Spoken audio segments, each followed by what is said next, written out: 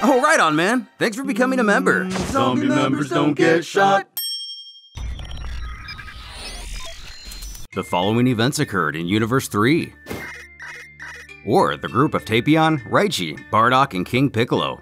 On planet Zyoga 3, year 780, we're greeted with a monstrous castle.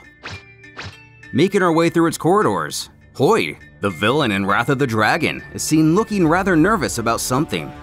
But upon seeing what he sees, he does find himself in an intimidating place. Pressing on, he begins to walk forward when a voice beckons. What are you doing here? Anxiously trying to explain himself, Hoi stutters that the door was open, or rather, there was no door. The man tells that since no life thrives on this planet, he has no need for doors. The wizard then drops to his knees, muttering how he is his only hope. If you haven't guessed by now, Dr. Raichi. Explaining his situation, Hoi questions if the Tuffle is familiar with the great hero Tapion, as he's fallen victim to an evil music box, sealed within by horrible magic.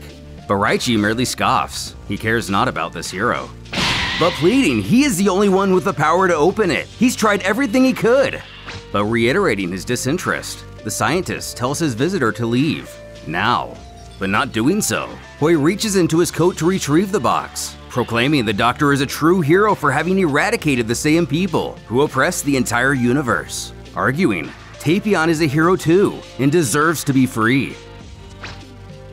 As a moment of silence engulfs the room, it seems Hoi may have appealed to Raichi's emotional side. He would go on to work for several days, attempting to open the box. In fact, this challenge was actually refreshing, figuring out different methods and ideas to crack the code. It would soon let out a click, followed by music. To the shock and elation of the pair, it opens.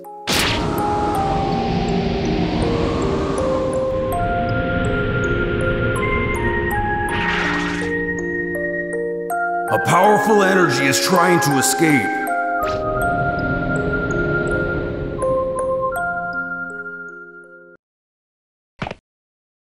Tapion is free, though glares at Hoi, demanding to know why he's freed him. Inquiring if he's happy to be rid of his prison, the Kanajin barks he shouldn't have done this. Alertedly, Raichi questions what the problem is, while the wizard emits a vile grin. Attempting to flee the area, Raichi blocks his path with a hidden door, having misled him before. The doctor growls the wizard isn't going anywhere, and for him to explain himself. Turning around, he cracks there's no reason to be so hasty. As the pair gaze on, he continues by stating he'll understand in time, all by himself, while radiating a strange energy. The Kanajin knowing exactly what this is, as the wizard cackles. He offers his thanks for the Tuffle's help, bidding farewell. As the bottom half of Hirudegarn appears, Tapion scowls. So, Minosha, you killed him! As Tapion goes on to play his ocarina, Raichi's tech begins to ring out, detecting a massive power here in the lab.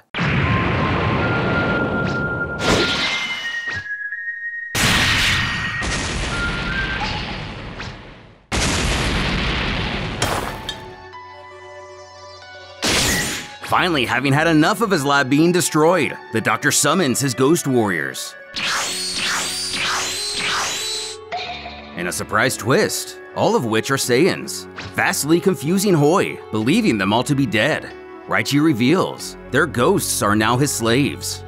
And soon, the wizard will take his place alongside of them, giving the order. Kakarot, or Goku, dashes after him, stating it's over. But his foe seems to have something up his sleeve, mocking, "Look who's talking!"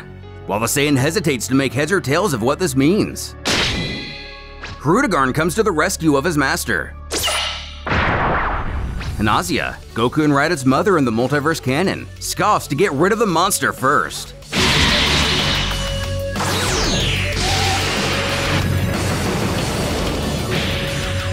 While the warrior believes this to be the end of the creature, Raichi isn't convinced. Shouting for her comrade to dodge, they're caught off guard. The other fighters accepting the severity of what's going on. Jumping away, Hoi laughs for them to merely play with his creation, while he, before Raditz cuts him off, stating he's not going anywhere. Oh, wait!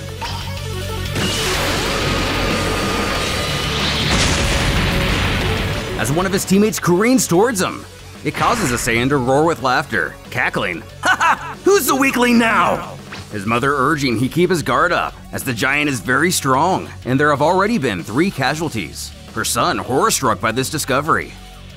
Inside the compound, Tapion reaches out for his ocarina, but can't quite reach it. When someone appears in front of him, Raichi, who calmly asks how this monster is linked to him, but the musical warrior only shouts for him to give him his instrument, though the doctor once answers first. So he reveals the other half of this monster is inside of him. Gazing at the creature, Raichi takes a moment to think, finding this very interesting. Going back in time to year -425, in every universe of the Multiverse tournament, Hoi unravels his side of the story. All of this began on planet Kanats about 1,000 years ago. His people were a powerful group of sorcerers. Using a local idol, they managed to breathe life into their invincible monster, Hirudegarn.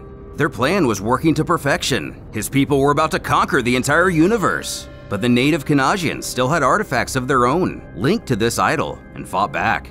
Eventually, they were able to cut the creature in 2, sealing each part within musicians, Tapion and Minosha. The 2 martyrs would then banish themselves into magic boxes, which were hurled outwards through space. So the sorcerers sung out for ages, hoping to one day retrieve their lost power.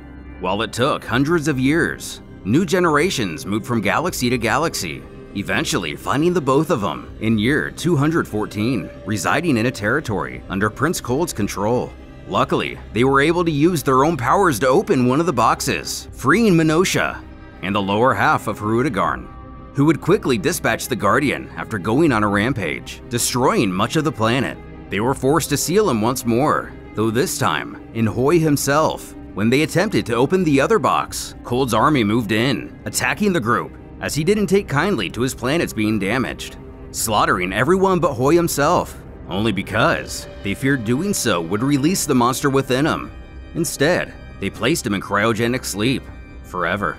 But eons later, someone broke in and freed him from his prison. Awakened and confused, he made his escape to continue his quest for the other music box, and only a few years later, he'd find it. Though alone, he didn't have enough power to open it, so in most universes, he never succeeded in his task, and died, alone and forgotten by time. In Universe 16 and 18, where Vegeta's in our own realm, he caught wind of the Dragon Balls and traveled to Earth to utilize them, but would fall in battle. And exclusive to this Universe 3, he was told of a great scientist called Dr. Raichi, but again, would die. Resuming where we left off. The Tuffle now understands everything, Tapion explaining what we just saw.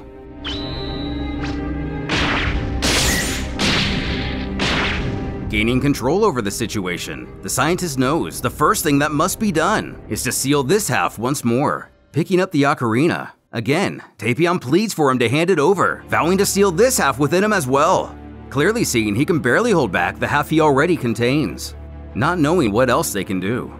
But being the brilliant mind he is, having heard his song only once, he has already begun programming it into his ghost warriors, throwing it to Hanazia instead, who assures the melody is in good hands.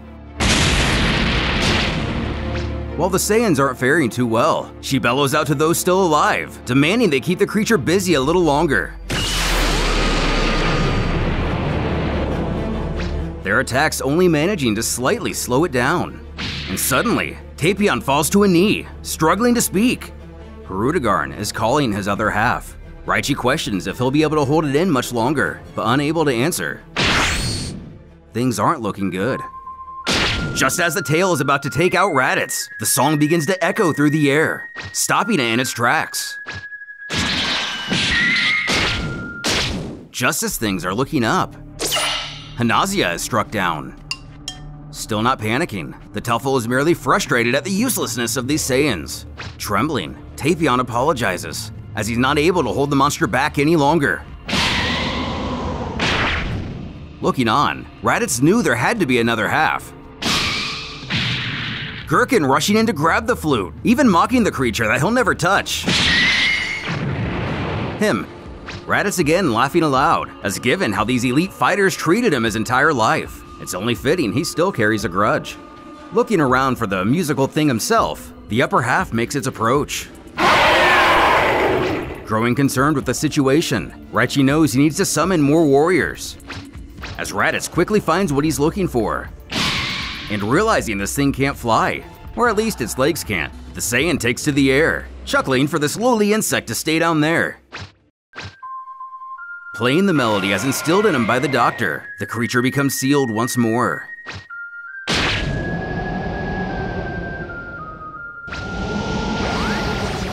The upper half returning to Tapion. Though in a humorous moment, Raditz feels like he just indirectly kissed his own mother after playing the flute. Rejoining the others, Tapion warns Hirudegarn will escape again, and with more power each occurrence. Raichi believes they'll at least have a few hours, so that's plenty of time to come up with something. And so he did, as he was able to modify the music box into a portable device instead. A simple wristband Tapion could attach to himself and would become able to walk free without being a constant danger. A few days later, Ghost Raditz would disappear, and Tapion was able to contain all of Hirudegarn within himself. And not long after that, Raichi asks Tapion what he plans to do now, but he's really not too sure. Still absorbing the fact his younger brother was killed, maybe centuries ago, and even if he were to return to his own planet, it's not like anything will be the same. The Tuffle himself knows this feeling all too well, stating whatever he does, the dead won't come back. To which he seems to accept, and his life would continue, years passing one at a time. And time does heal the wounds of the good-willed. Tapion traveled far and wide, making many friends, growing especially close to Raichi, and would visit him often. And though he grew happier as each day passed, some never opened their heart, and the doctor would never find peace. Because revenge doesn't stop hatred. One day, new visitors arrived to these two heroes. The Vargas explained the tournament. Most importantly, the prize for the winner in the Dragon Balls. With hope to resurrect his brother, Tapion eagerly bids to enter. Upon the alien asking Raichi, he declines, shocking the Kanajin, knowing he's much stronger than himself, not to mention the Ghost Warriors. But the scientist merely states he has achieved his goals and has no wish to dream of now. While disappointing, no one pushes to try to convince him otherwise. Tapion questions who else will be participating, and though he's one of the first entries, it can be assumed that others would consist of Kaioshins, Frost Demons, Saiyans. Naturally, the last one catching the attention of the Tuffle, confused at the fact the Saiyans are still in existence. The Vargas nonchalantly details of course they are. Given their strength and love of battle, it's almost a guarantee they'll find some willing to enter. He then announces he's changed his mind, and instead will also fight, explaining it seems his wish hasn't been achieved after all, as there are still Saiyans to exterminate. Though he doesn't state his desire aloud, and being in the dark on this side of the doctor, Tapion utters he doesn't know what his wish is, but believing Raichi is a good person, he hopes it comes true, causing his friend to quietly scoff. Good person, huh? Not really. But upon being asked what he's muttering, he moves on from the subject. Tapion cheering they do their best to fulfill their wishes, stoically replying, I will.